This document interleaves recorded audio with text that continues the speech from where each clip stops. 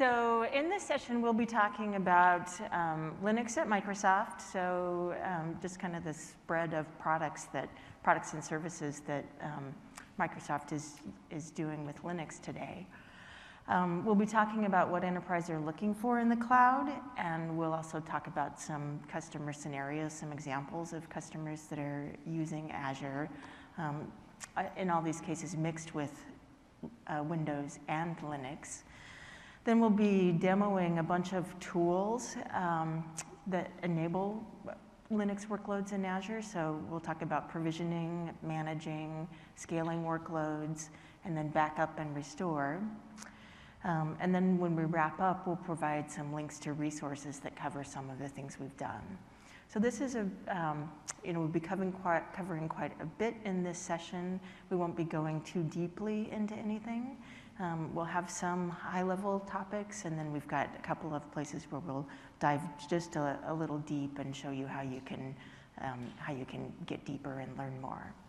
And I guess something we have slightly forgotten, we forgot to introduce ourselves, so let's do that. We have a slide for that. Actually, let's go on the next one. Other direction. Right, so kind of started properly. So my name is Boris Barishnikov. I'm a principal program manager in Microsoft Azure Compute team. So my team is generally responsible for making sure Linux and OSS workloads run great on the Microsoft Azure. So this is kind of the main focus area. I do primarily work with a lot of partnerships, and one of the large ones I'm working on is the Microsoft Red Hat partnership. So we can talk a little bit about that and how that enables you to be able to run your Linux workloads, because what we also realize, a lot of people who are moving from on-prem world into Azure, and if they have mixed workloads, or if they have Linux workloads, they often run what we call Red Hat Stack.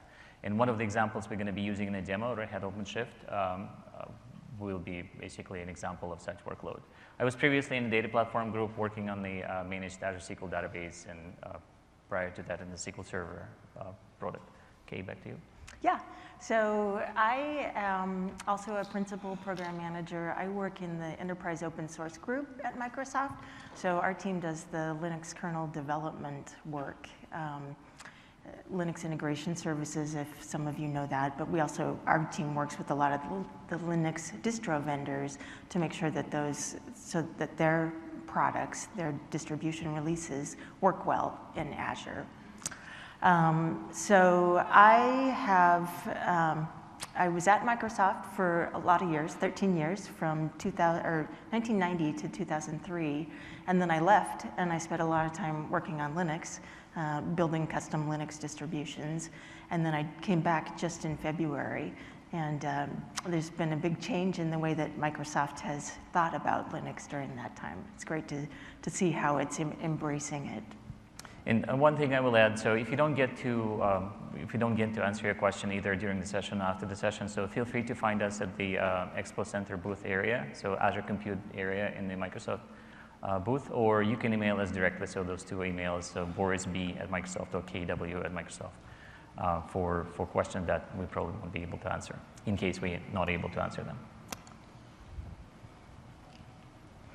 Okay, so let's talk about Linux at Microsoft. Linux is everywhere at Microsoft, and it's moving more and more in that direction. So let's talk about some of the categories where Linux is used. Did I say Windows is everywhere at Microsoft? I meant yes. Linux. So let's talk about some of the categories where Linux is used. So Linux runs on Windows. There's something now we call it Bash on Windows, but the real name is the Windows Subsystem for Linux. And if you haven't seen this, I'm not sure if there's a session, but we can definitely show it to you at the Microsoft booth. We won't be talking about it today. But that's a way to, right from your Windows laptop or desktop machine, be able to get up a command shell and do Linux operations. We're doing some work to support Windows containers, Linux containers running on Windows. That's a new feature in Windows Server 2016 RS3. And then Linux shielded VMs. So this is a way that Linux virtual machines can run on Windows infrastructure and the VM owners can prevent untrusted system administrators from tampering with those machines. So another area where Microsoft is investing in Linux is we have a number of applications that run on Linux, directly on Linux hardware, desktops or laptops. SQL Server is a big one, and I'm sure you've heard about that already at this conference. PowerShell and .NET Core previously have been announced. We have a Skype client that runs on Linux. And another application we'll be showing later is the Visual Studio Code, and that also runs on Linux. In the Microsoft data centers, but well, specifically in Azure, a number of Microsoft services are running on Linux. So our LinkedIn products and our Skype products, both of those are based on Linux. HD Insight, which is a data mining solution, is based on Linux. And a number even of our Office 365 services, quite a few are on Windows, but a number are moving to Linux as well. And then this last category is the main thing that we'll be talking about today, which is a number of features in Azure that run on Linux, including Azure Container Services, virtual machines. We've got Azure Recovery Services that are aware of Linux machines, and Azure Management, and there's a bunch more. So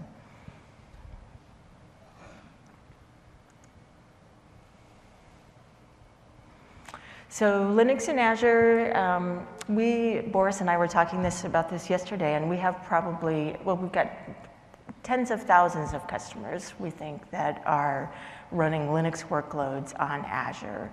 So here are some of the big names. But some key data points: 1 in 3 virtual machines in Azure today are running on Linux. For new machines that are getting provisioned, 1 in 2 of those are in the last quarter are running on Linux. So we're seeing an increasing trend toward Linux. And then of the marketplace solutions that we add, we'll show you more about our marketplace solutions later in the demo. 60% of those are Linux based.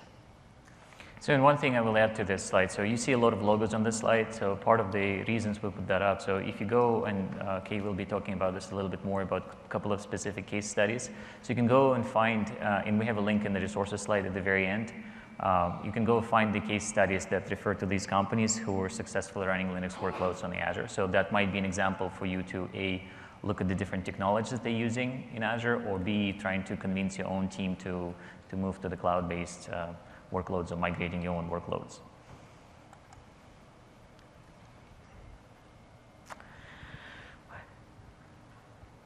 Every year for about the last 5 years at Microsoft, we've done one of our planning groups at Microsoft has done a survey of customers who are using the cloud.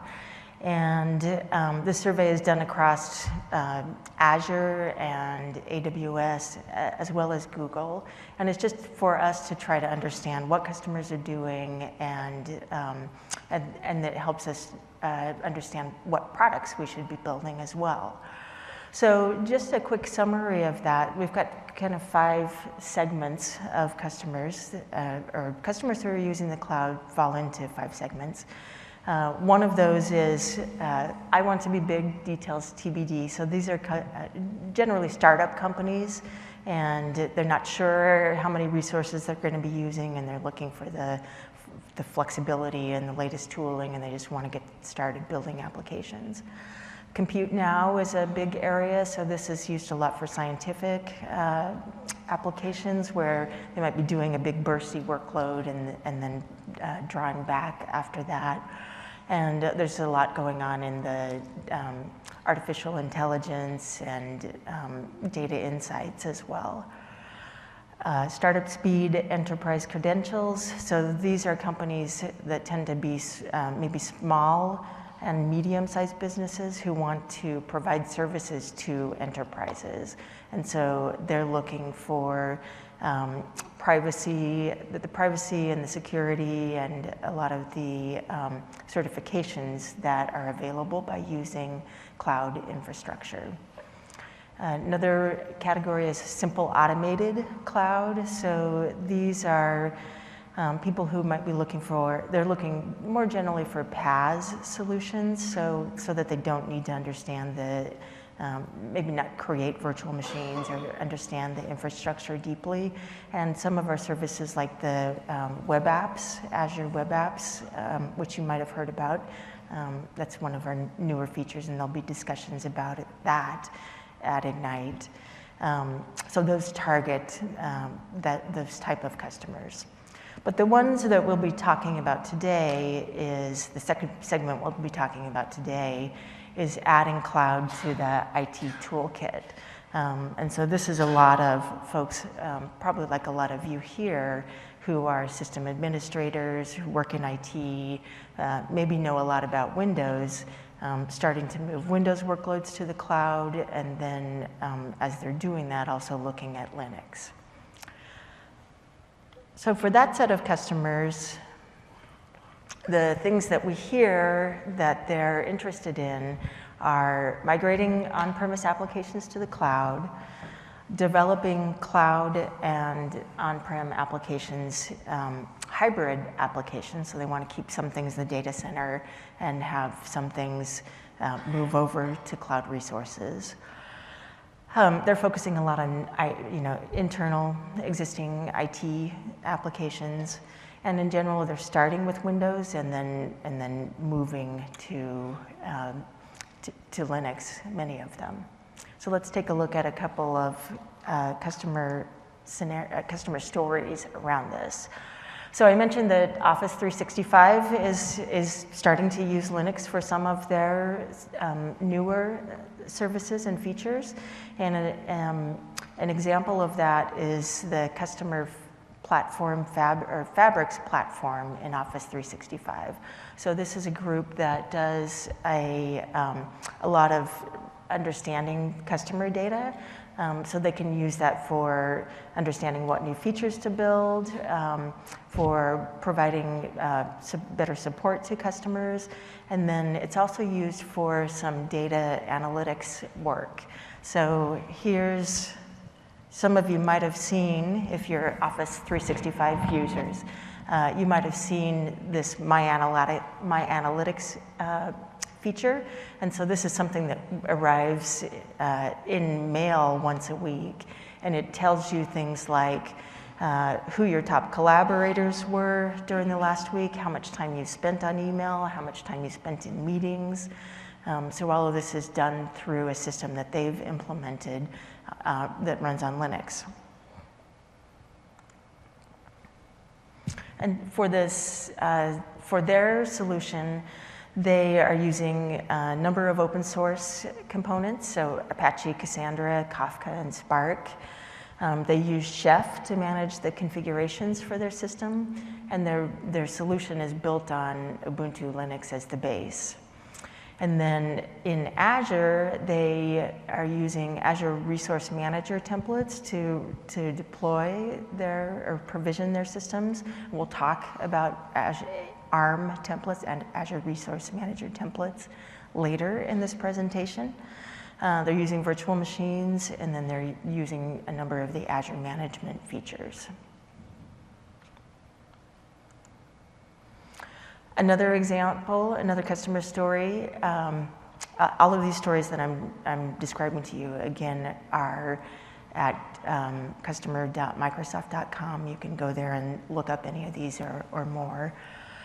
So Ambit Energy they're an energy company, Microsoft shop, with some, and they're migrating to Azure.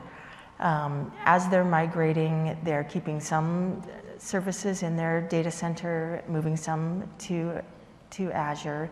They have mostly Windows. They had some Unix solutions in their data center, and then as they moved to Azure, they migrated those Unix solutions, and now they're running on Linux in Azure. So some of the open source components that they use, they're also using a Cassandra database. They're using Docker, so they're using containers. HA proxy for load balancing, Puppet for managing the system configuration. They also are running on Ubuntu Linux.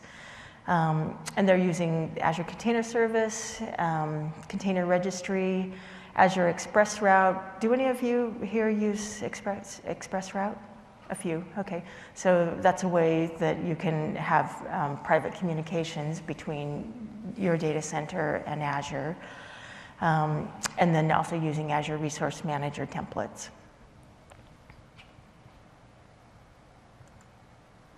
Okay, the last customer story that I'll mention is Somerset, County Council. And so this is a county in the UK, another Linux shop. Another Windows shop. They had some. They have one application that they use that's based on Linux, and this is an application that tracks all of their. So they're in a rural area, but they have a lot of public lands there and public trails. So they have an application that tracks all of the public right-of-ways, and that uses some. Anyway, it tracks their public right-of-ways, and that was on-premise in Linux, and then as they looked at moving to Azure, they considered doing a lift and shift operation to just move it directly over, but in their case, they decided to rework their application to make use of some of the PaaS features on Azure, and so their new application uses the Azure database solution as well as Azure Web Apps. So they use, for their open source, they use the Geo server to keep track of these public right-of-ways, and they use PostgreSQL. So those are just some customer stories to let you, give you a flavor of the kinds of things that we see people doing as they're moving to Azure. So we're going to spend most of our time today looking at some of the tools on Azure and demoing some of the Azure provisioning templates and other features. Okay, so we're going to get Boris involved now to start walking through those. The place where we're going to start is looking at provisioning workloads. So this can be done manually through the Azure portal or through the command line interface. We have a relatively new feature called Cloud Shell that we'll be talking about, as well as ARM templates. All right. Thank you, Kate. So what we want to spend the rest of the time on is actually doing some actual demo work on how to work with the workloads, what to build, and where things are. So as Kay was saying, and as we saw at the very beginning by show of hands, so most of you are already running Linux workloads, so some of this would be very obvious, so I'm going to skip the easier parts, and I'm going to sort of dive into a more complex part. So one thing I want to go through the demo is sort of look at the actual deployment of the actual OpenShift cluster, so what it takes and what a different componentry of Azure interact with the basically OpenShift cluster itself. In looking at those different components, this will help us provision the container-based, Kubernetes-based platform as a service from a third party, Red Hat, and see what it takes to do it in Azure and what tools and resources you can use to actually do that yourself. So we're not specifically going to be talking about individual components such as Azure Container Services or Azure Container Instances, so there are dedicated sessions for that later today, so you can look up Gabe Monroe or Brandon Burns, who are leading the team, who are responsible for the ACS, ACI work, and you can sort of go in a great level of detail. They will do it later today. So in this case, we're going to be using most basic building blocks. Those are the virtual machines, and as you sort of will see in what we're going to demo, so you can start with a very, very basic IaaS construct, the virtual machine, And then progressively you can move towards the more and more granular components such as virtual machine scale sets. Again, we'll look at one example of that use of virtual machine scale sets.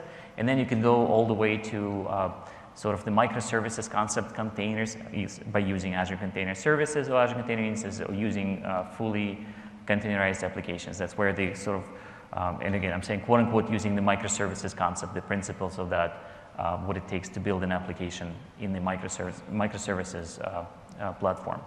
So I'm going to start with a very basic thing. So you obviously, all of you have seen the portal.azure.com. So this is the entry point with a lot of portal features, and I'm going to highlight a couple of places in here that sort of get you into the building Linux application workloads. Again, it's not a secret. It's not a, like all of you know that we do run Linux. So one key thing I will sort of highlight as an example of what we do. So even on the first page, as you click new, you already see things that are Linux based. So right next to Windows Server, there's Ubuntu Server as the option. Now, even further, if you click on the compute, you will see Red Hat Enterprise Linux, Ubuntu Server, and other things that are sort of building blocks of the Linux-based workloads. So in this case, we have a concept of the endorsed distribution. How many of you are familiar with the endorsed distributions on Azure? All right, so a couple of you. So I'll explain what that is. So in the variety of the Linux distro that are present on the Azure, you can go and so provision a number of different flavors of Linux. So it could be Ubuntu, it could be Red Hat, CentOS, CoreOS, Oracle Linux, and things like this. And we have a set of distributions, and if you search for the Azure Linux endorsed distributions, you will see we have about 8 of them that are sort of belong into that category. So what does it mean to have endorsed distribution? Usually it means that we have tested and deployed things, and the company we work with, the partnering with, who build those images at a much, much higher level of sort of fidelity and quality checks to ensure those things run in Azure. And things that you see in the marketplace in here, for example, either Ubuntu Server or Red Hat Enterprise Linux, are things that belong to endorsed distributions. So depending on the partner we work with, the support story usually involves partner helping you with the components or the problems that are specific to that operating system. And I'll show you one thing you can do, for example, with Red Hat, where we have integrated support story, where you actually either filing a ticket or either Red Hat side or Microsoft side, and you get the integrated support between two companies. Now, can I run my own Linux distribution? The short answer is yes, but you will have to build that image and you have to deploy that image yourself. And Azure as a platform fully supports that. So we have a component, 2 components are required on the image, on the arbitrary Linux distribution to make sure it runs on Azure. So one of them is the Linux integration services. And in many distros, that is already upstream set of componentry, which means by just getting that distribution image, you already have Linux integration services version in that kernel. So which means Linux integration services will be present on the machine, and that's what's required for the particular Linux distribution to recognize Hyper-V as the hypervisor that runs on Azure. So that's all it takes. Now, you can always get the latest version of LIS directly from the Microsoft download site. But again, this is usually not the component you need to install.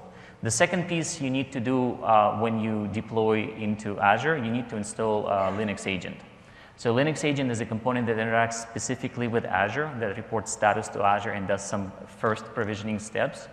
And then the second piece, the second function of the Linux Agent is to actually work with the extensions. So extensions is the mechanism, again, we'll go into the demo just shortly, is the mechanism to customize and modify the image. So you take the base image and you want to install additional software or you want to configure it in a certain way.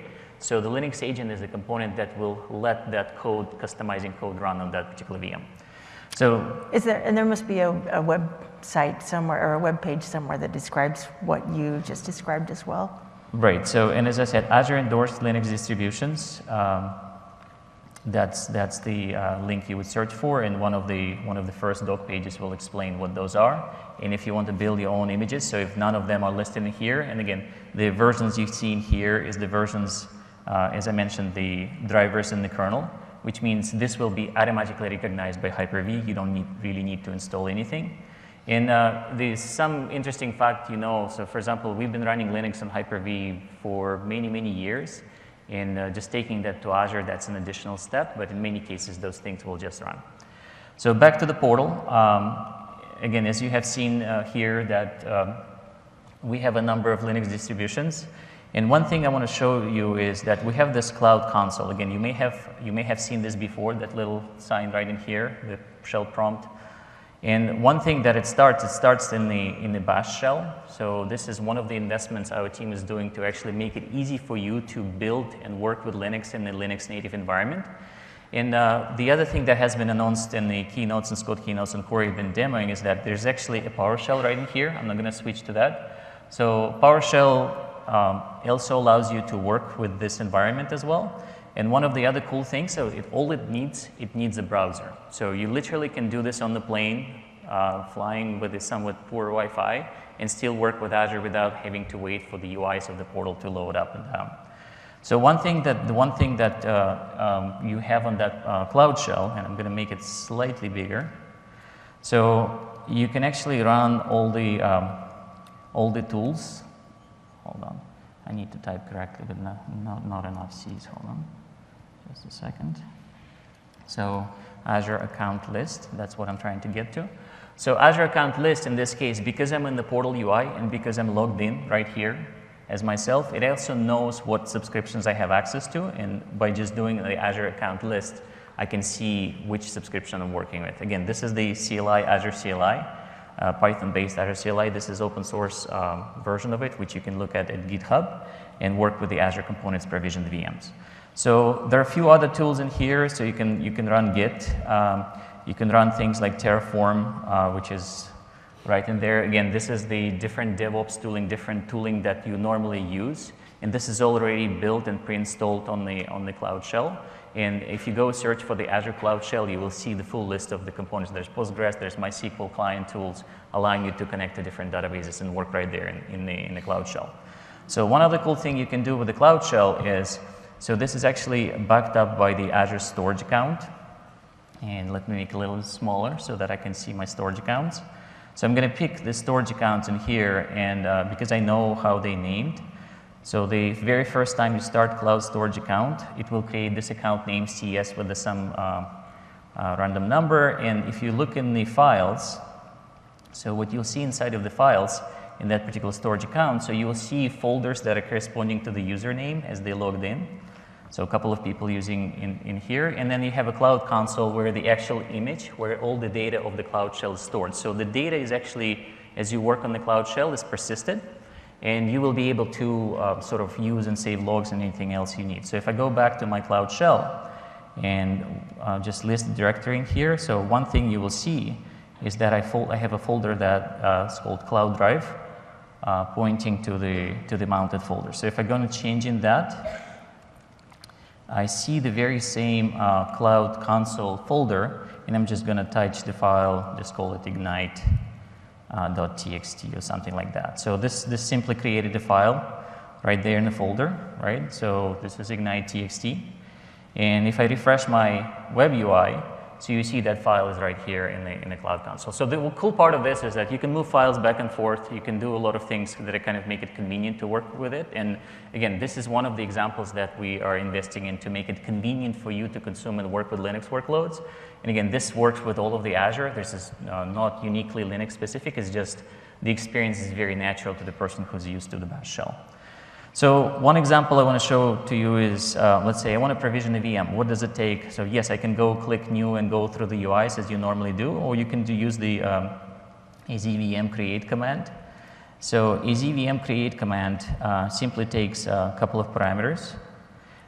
So one thing it does, it takes a resource group. So this is the container. This is Azure Resource Manager concept. It takes name of the VM, and it takes the image name. And I'm usually doing no wait because the operation is a sync. I don't want the CLI to keep querying and saying, is the VM getting provisioned or not?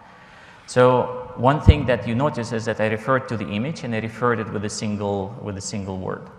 So what I'm going to do, I'm going to show you what images are available in this view, Azure VM image list.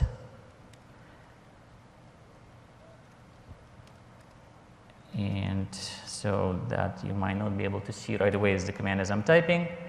But one thing that you will see when it comes back, it actually will show me offline images. And one sort of testament to our investment in the Linux-based workloads is if you look at the images that are offline, so those are the aliased images.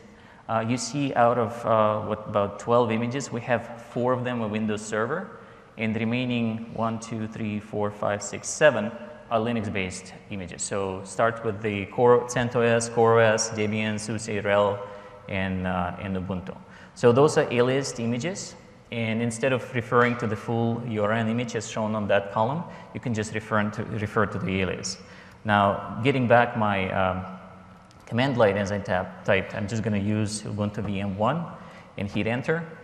And that's literally what it will take to submit the command to provision the VM. And this is it. So we have submitted a request and VM starting to be provisioned. Now, if I didn't specify no wait, the CLI would actually query back and continue querying the state of the deployment until the VM gets provisioned. Now, you may ask where the username and password and other set of credentials are coming from. So because this is a cloud shell, and because I already have an SSH set of keys on this machine, the CLI is smart enough to find that set of keys, and it knows my username, Boris, because I'm logged in. It also created a user and used a particular SSH keys for the VM. Again, all this story is kind of the convenience of starting to work with the PowerShell. Oh, with the Cloud Shell, sorry. So that's the Cloud Shell. Now, the second piece of it is, so obviously this is easy to explore, this is easy to start. Now, if you're trying to build somewhat more realistic solutions in any of the case studies you're going to find, so people always refer to ARM. This is somewhat unfortunate abbreviation, so people sometimes confuse it with the processor architectures. So ARM here stands for the Azure Resource Manager. So what is the Azure Resource Manager? It's a set of tooling and technologies that we have in Azure that allows you to create resources in Azure and control, sort of do all dependency of how those resources are deployed and built on Azure. So ARM has multiple concepts. So besides an API, there's a concept of templates. And there's a documentation page for the Azure Resource Manager overview. So again, this is one of the top links in the public search of any engine. So you'll see a lot of concept in here. Again, that's not goal for us to explain. The main point I want to highlight is from the ARM standpoint of view, from the Azure Resource Manager point of view, it really doesn't care if it's a Linux, a Windows, or any other resource of the Azure. And the cool part of it is actually you can build those solutions any way you want with the images we have just seen sort of closely explored with the Cloud Shell CLI or the Azure CLI. So one thing that I will point out, so we have a set of the Azure Quick Start template. So Azure Quick Start templates is the, again, there are a couple of links you will see in here. So first one of them will go to the Microsoft.com and the second one will go through GitHub. So I'm going to go each one of them and open each one of them a separate tab. So if I go on the Azure one, this is an annotated one that explains what those resources are. And you can see there's 616 quick start templates. And let's say you want to deploy MySQL database. So this will do the search, and you see we have 34 templates that are deploying MySQL database. So I'm going to click on the first one just for the sake of demo, and you see there's a deploy to Azure button right here. So this will let me deploy the solution, or there's a button to look in the GitHub, and there is a command lines provided right there on that same page generated for this deployment. So if I go browse on GitHub, that actually will take me to the very page that I clicked and opened the second tab. So this is the GitHub where every single quick start template is listed. And one cool part in here is I want to demonstrate. So if I search for Linux, just the word Linux, on this page. So you will see that I have 42 entries just on this page alone of things that are Linux related. The way this is structured, this is sort of the class-like nomenclature. 101 starts with the most simple one, so let me make it a little bigger. So 101 is the very basic templates. They usually deploy a single resource. That could be VMs, scale sets, Azure Container Services, Azure Container, the particular solutions, or any other component of the Azure. And then you can have sort of more complex as the number goes higher, 200, 300 level. So those are the usually more complex deployments that you want to look at. Now, one deployment template that I'm going to use later is this called OpenShift. So I'm going to search for the OpenShift. And we used to have OpenShift as a quick start template, and we moved it in a separate repo, so which is right here, so aka.ms/OpenShift. And that just made it a little easier for us to look at it. Now, getting into resource management itself in the resource manager concept. So one important artifact of the Azure Resource Manager is a template. So this template, I'm going to click on this and sort of show lots of JSON stuff in here and I'll explain how to look at this a little bit better. So this is an explanation, this is the declaration of what the particular solution looked like, and this is the rather complex one that actually gets you the realistic environment setup, which is the OpenShift cluster. So the best way to look at it is not to look at this JSON right here because it's complex. So I'm going to start the Visual Studio Code. Again, runs on Linux, runs on Windows. And then you can synchronize that very same GitHub repo, and Visual Studio Code knows how to read the GitHub repo, the local repo in here. So it actually shows right there as I opened my clone of the OpenShift repo. So I'm going to open that very same Azure deploy JSON file and make it again a little bigger and hide the file structure. So the typical template consists of 5 sections. So the very first metadata part on the top, there's a set of parameters, set of variables, resources, and outputs. So parameters is something that you're asking the customer or the person who is deploying to provide information for. So this is the inputs of the template. The variables is something that you define that is a combination of parameters, constants, and things that are related to your environment. Again, you can define what networks are like, what they do, and how many different things are there. For example, you can either give a prompt to the customer or to the person deploying what is your machine sizes are, or you can say that all my machine sizes are of a particular type. Now, resources section is the section that actually does deploy resources. So again, this is, you can see in here, there's a type of resource network and other different components. And one thing that you will see in here is, in this particular case, because this is the complex deployment, it actually does have a nested deployments, and it also has a dependency. So you can declare enough complexity, pretty much arbitrary complexity in that template that allows you to deploy the cluster in any way you want. Now this, again, as I mentioned, from the Azure Resource Manager point of view, it doesn't really matter what particular operating system you're deploying. So you're just specifying what you see in here, Linux configuration and a particular OS image. So you see right in here. And then that will deploy a particular VM, and then you use the component called the extensions, custom script extension, to further modify the configuration of that particular deployment. So let's take a look at what it will take to deploy the cluster. Now, it's obviously hard to create that template deployment. That's why we have the Azure Quick Start templates. So if you're starting from scratch, the best way is to go to pick up the Azure Quick Start template deployment and look at it, and then use it as a base set to deploy the rest of the components. So as an example, I'm going to go into the terminal and provision the OpenShift origin cluster. So this is the very same repo we are looking at that I have opened in the Visual Studio Code, OpenShift origin. And I need to do just a couple of things in here. So the thing number one, I need to create a resource group. So again, I'm just going to do AZ create, AZ group create, and let me know if is this big enough on the back, the font wise. All right, I'm hearing no complaints just yet. So OpenShift origin test 4. So I'm going to create the group name and I'm going to give it a location, East US, right? So I'm going to create a group in East US. So resource group is the concept of the container in the Azure Resource Manager, and it simply creates the place where all the resources would go to. Now, the second piece I need to do, so I need to modify the parameters. So in this case, I'm using my local parameters, and I'm just going to give it a unique URL prefix. So that unique URL prefix will uniquely identify the DNS name of my cluster. And the second command is the Azure group deployment create. So I'm going to type that command, AZ group deployment create, and this will let me AZ group deployment create. So in AZ group deployment create, again, I need to specify the Azure resource group name, and although those parameters have a shorter names as well, I'm just choosing to explicitly specify resource group name and template file. I'm referring to the particular template file that is on my machine. So let's say if I need to do any modification, that's why I'm working with my local clone. And then I'm referring to the parameters files where I just adjusted the configuration URL. Again, going back to Visual Studio Code this is sort of the set of inputs that I have provided. So for example, you see the username and password and the public key for that particular VM.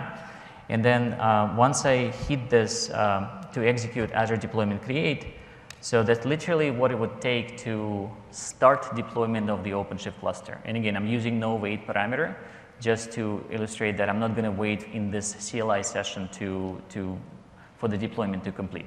Now, if I go back to the portal and look at my resource group, so you remember that I created OpenShift group test with number 4 at the end. So this is the group that I have created, and you already see that there's a number of resources are getting created, and this is what deployment effectively describes. So it described all of those artifacts that needs to be created, and once deployment completes, so you see that it actually goes through the numbers nested deployments. So it executes deployments to deploy masters, nodes, and infrastructure nodes of the cluster.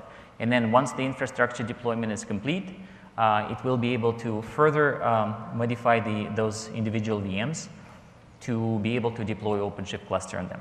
It takes anywhere between 30 and 40 minutes, so I'm going to pick the cluster that I deployed just a little bit earlier. And you see there are 9 succeeded deployments in here. So infrastructure itself deploys anywhere between 30 seconds to a couple of minutes. The time depends on how much update that a particular image needs to go through before it starts deploying. And then deploying OpenShift itself. So again, remember the steps are the template itself declares all of the resources you need to deploy, and we're just deploying a bunch of, in this case, because this is Origin, we're deploying on the CentOS. If you're deploying the commercial version, you will be deploying OpenShift Container Platform on top of RHEL as a commercially supported Red Hat distribution. And then after the infra deployment complete, you start deploying the OpenShift components. That takes about 26 minutes, give or take, for the whole deployment. And the whole deployment completes in about 35 minutes, as you can see in here.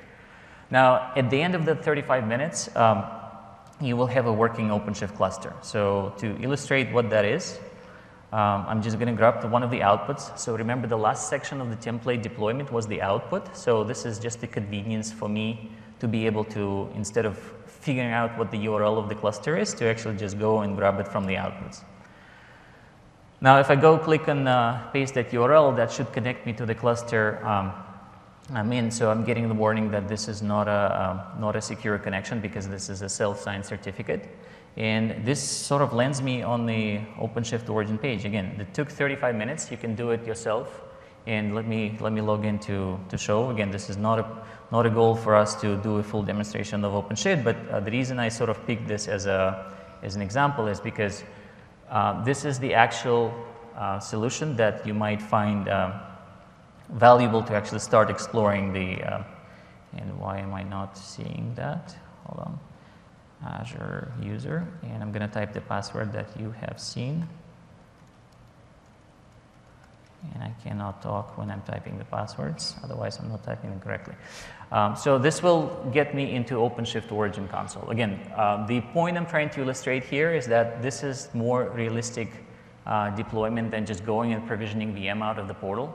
And this is somewhat simple for you to get started with the exploring the higher level technologies. So in this case, you can be working with the OpenShift container platform, so based on the Kubernetes, which is Red Hat sort of modifies to build a lot of development conveniences on top of it. So if I go back to my other cluster, so OpenShift itself as a deployment uses the very basic component of the building blocks, which is the VMs. But one other cool thing that you can do and look for in the Linux workloads is to actually go and integrate with some componentry of the Azure itself. So one thing that I'm going to demo for you right now, so I'm going to open the in private session and open the cluster that I deployed previously. And this will get me to the cluster that has one additional feature sort of set for it. So one thing that I'm going to highlight in here, so remember before we ended up on the page that just asked us for the password, but in this case I have a special link here that says Azure AD. So Azure AD, the cool part of us sort of focusing on the concept of the open source and being part of the open source, so we'll implement the open protocols. And Azure AD itself is the OpenAuth 2.0 provider, and OpenShift implements integration with any OpenAuth 2.0 provider. So what I do in here, so instead of getting the username created for each individual user in my OpenShift cluster, I actually want to leverage my user base, my Azure Active Directory that I might be synchronizing with the on-prem environment to the Azure AD, and I'm going to use those users in here.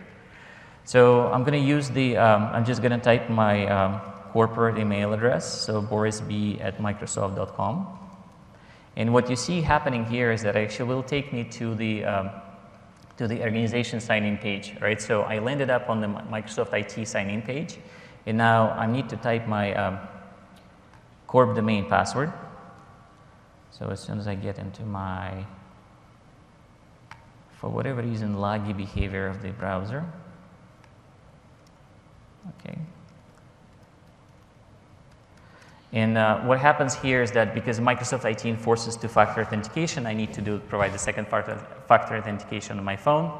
And once I do so, what you will see happening here is that the OpenShift cluster, it actually will log me in as the user borisb@microsoft.com. Again, the beauty of this is that using the technology that completely third-party provides in this OpenShift Origin, OpenShift Container Platform cluster, and you can integrate with the component that is part of the Azure Active Directory, and then you can use the user, so you can see the user here, borisb@microsoft.com, that inside of that OpenShift Origin cluster. Again, this helps if you already have the resources, if you need to grant to a lot of people that are part of the company, and the Azure AD as a mechanism itself allows you to sort of revoke those permissions quickly if the person leaves or if they change role or anything like this happens. Again, what does it take to make it happen in this particular case? It's actually just a matter of the configuration. So I'm going to switch to my other browser window, and I'm going to show you what it took to actually make that available. So it's a very, very simple configuration change. So you just simply add this set of text into the configuration of the OpenShift cluster. And again, those are the standard things of the OpenAuth provider. So there's a client ID and client secrets. Those are actually client ID, client secrets that I will need to change right after this demo. You'll be able to use my clusters. And then just restarting the service on the machines, that literally all it takes to hook up the Azure Active Directory to a cluster like this. And again, you can start using it right away. And all you can do, you can build it yourself. So the preparation step would probably take you, anywhere between 15 minutes and half an hour. And in 45 minutes, you can have a cluster up and running with this, what we just seen in here. Now, you might be asking, like, is there this much complexity needed?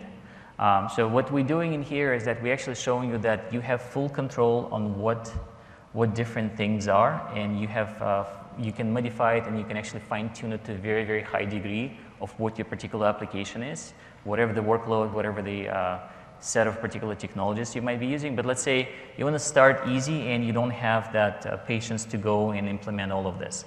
So one thing you can do is actually, for many products in here, so you can type the name of the product in just a new experience, and you will end up seeing anything that has referred to that particular name.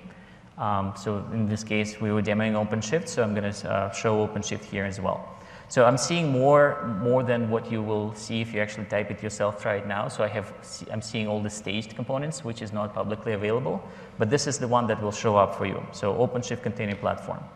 Now, the cool part of that experience is that the person who wrote this, they actually made that experience to acquire this very, very easy. And then what you're doing in here is that you're actually providing few select parameters, and many of the other parameters actually defaulted by the author of the template.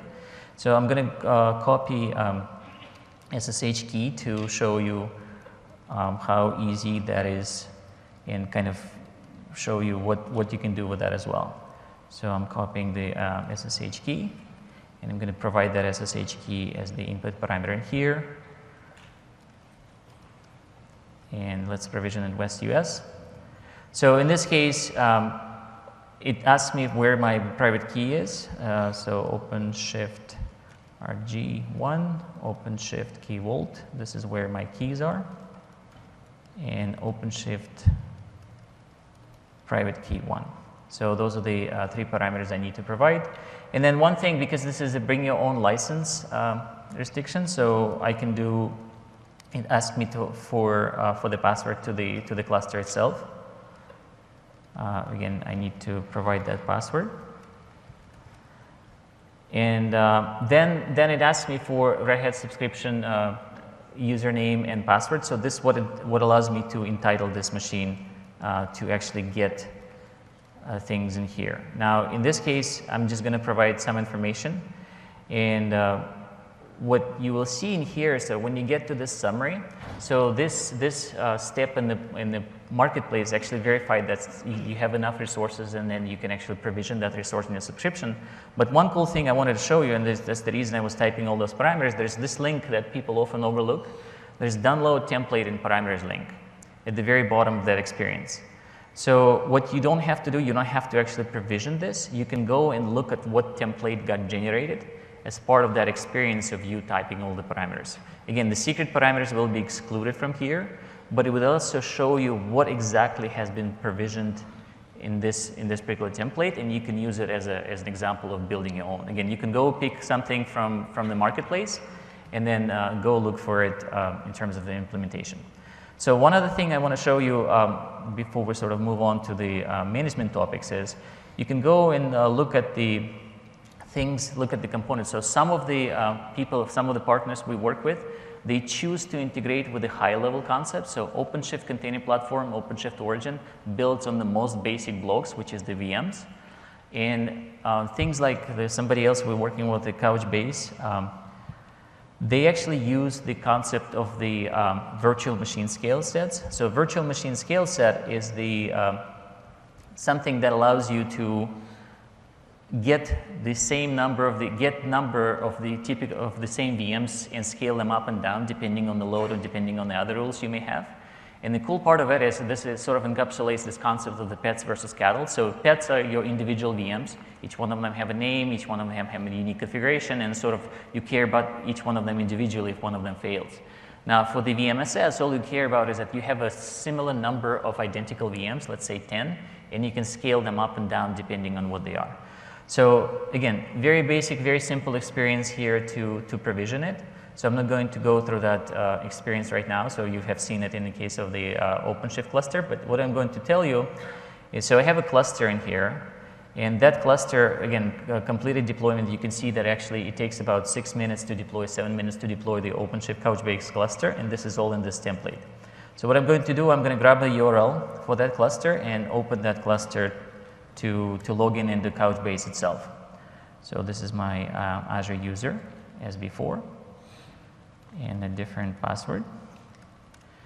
So what you see in here is that the server, that cluster has 3 nodes. And if you go back to the Couchbase cluster, the one that we just deployed, you will see that it actually uses the VMSS, the virtual machine scale sets for the server. So these are not individual VMs, but VMSS, and they also run Linux-based. So this is Ubuntu-based workloads. And you can click on scaling in here, and you will see that this particular virtual machine scale set is only using 3 VMs, right? So we're going to type that number to 5, and we're going to just hit save. So what I'm doing in the portal, I just told the portal to increase number of VMs in the virtual machine scale set from 3 to 5. And if I go click on instances, you will see that 2 VMs are getting created. Now, the cool part of this is that Couchbase team, when they looked at this, they actually recognizing the fact that the platform can go and increase number of VMs. And when they see that happening, they're actually realizing that they can distribute the data to those additional VMs and rebalance the cluster automatically. Again, this is just an example of what you could do with the concepts at a higher level than just the virtual machines. And you can go all the way up to the Azure Container Services, where you don't really manage individual clusters, but you manage individual containers. And again, that helps you implement the concept of the microservices. Now, one thing I will sort of warn as a thing I have seen. So microservices is a very popular sort of fashionable concept today. But one thing that people come and ask, like, should I be building everything componentized? And the general guidance I'm seeing and we are providing is, if you're trying to move your existing application from on-premises to the cloud, So the general story is they just move the whole thing and see how that behaves, and then you can individually sort of start breaking up into components. But as soon as you start breaking into components, what you will need to do, you will need to define very clean interfaces between individual components. And once you define those, it's really hard to merge them back. So the obvious benefit you get, you can have individual lifetimes of your different components. So you may have a database that lives on a certain schedule, and you have a web front end that lives on a different schedule. It may be built by very different developers using absolutely different language, Java versus Python or something else. So in this case, so let me go back to the Couchbase and see what happens in here. So let me refresh this page. So as you see, VMs are getting created, but the cluster doesn't see it yet. So maybe we can wait, maybe we can sort of see if we need to come back. So you will see at some point, you will see the additional VMs are showing up in the list of the nodes for the Couchbase cluster, and the Couchbase cluster will be able to rebalance the data available on them. Again, this is an example of what we can do. So one other thing I want to show you in terms of, so any questions on this? We kind of can take a minute or two. Any questions on the template deployment arm, or we can take them offline at the end of the presentation. So just a quick recap then, which is that, so with ARM templates, it's easy to get started building new Linux applications by you go search for what it is you're trying to do. So if you're trying to do a SQL database or from all those templates that are out there, you search for it, then you can switch and see the template code, and then that's something you can base your new applications on as you build them. I'll also mention on that active, so we showed, Boris showed integrating with Azure Active Directory. And so a kind of a step for organizations that are already using Active Directory is to sync your on-premise Active Directory with Azure AD. And then once that's done, if you're in your application that you build, you'll need to implement support for OAuth 2.0, which is something we could probably go check out that website. And then Azure Active Directory is an OAuth 2.0 provider, and that's what lets you do the linking between a Linux application and Azure Active Directory for authentication. And what you see happen here is that you see that the fourth server got added as we were talking, and the rebalance already happened, and another one is just pending add, so I can click rebalance, and it will actually start rebalancing, and now it will run on the 5 servers. Again, this is an example of the Azure providing the building blocks for the Linux workload. So from a Couchbase point of view, they sort of have never seen Windows. They never use any of the Windows machines, never use Windows artifacts, but they'd be able to successfully run. So one of the case studies that Kay was showing earlier, so Office 365 actually runs Cassandra, commercial versions of Cassandra DB, so the DataStax Enterprise. So they run on their own Linux cluster, they manage it themselves, and all of the UIs you have seen where you get an email saying this is how much you spend time emailing during the meetings, and you shouldn't be doing this. Kind of that's all driven off the data that is collected in DataStax Enterprise. So let me get back to a couple more things I want to show in the portal. So in terms of the investments, I'm going to go click and show you the virtual machines. And 2 things that you already have seen demos for today, but we're going to point them out. Console demos. So I have a few VMs in here, and I'm going to pick, so there are 3 VMs here, and I'm going to pick Red Hat Enterprise Linux. So one of the integration stories that we've done with the Red Hat, actually, as I mentioned, we have an integrated support. So for the VMs that are Red Hat pay-as-you-go VMs, you see this link, Red Hat Customer Portal. Again, this is an example of us doing more with this particular vendor of the OS. So you can actually go directly from the Azure portal once you set up the link between your Azure identity and the Red Hat identity, which you need to create.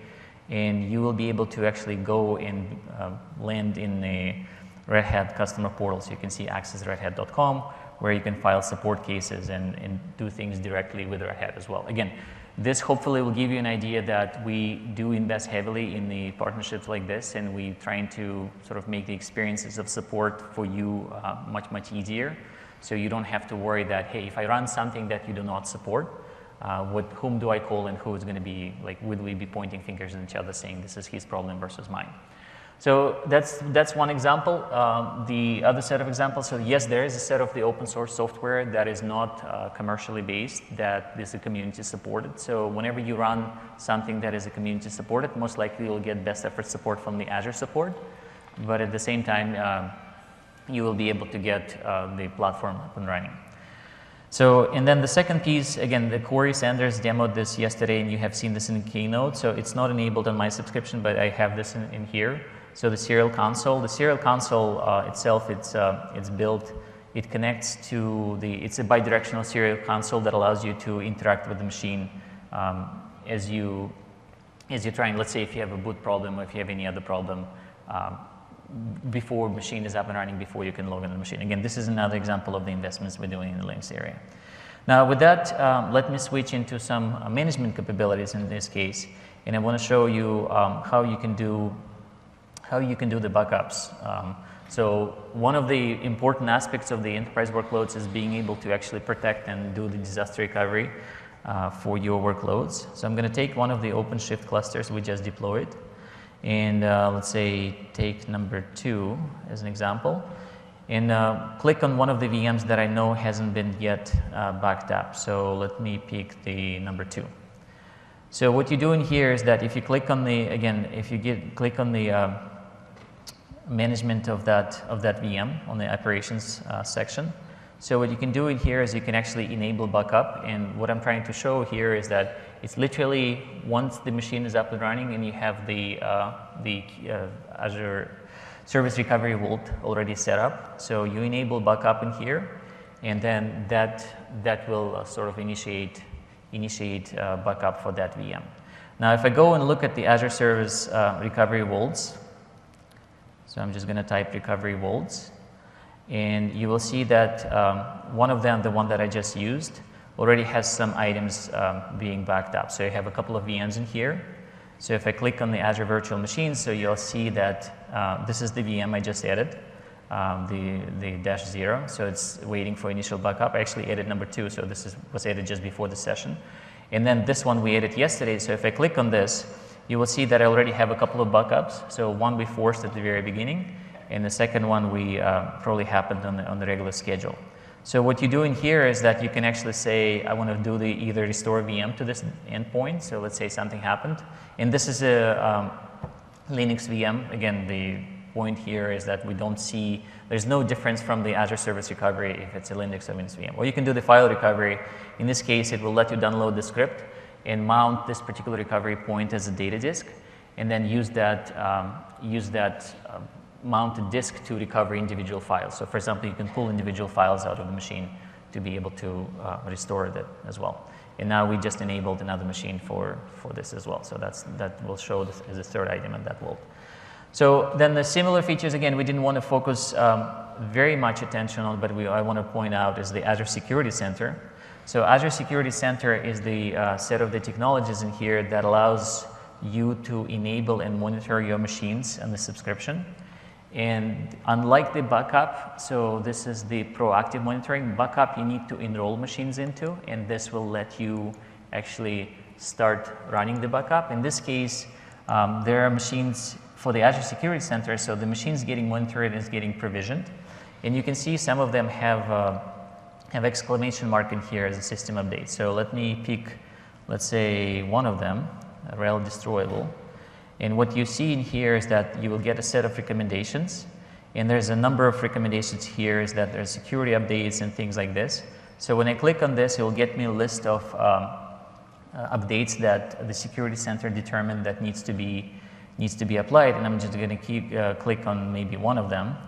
And one thing you see in here, so let's say this is the particular reference of the particular security bulletin from Red Hat, and you can go link and view that directly on the Red Hat customer portal of what that particular vulnerability is, and then figure out if this is sort of conformant with your enterprise policy of what this machine should be up to.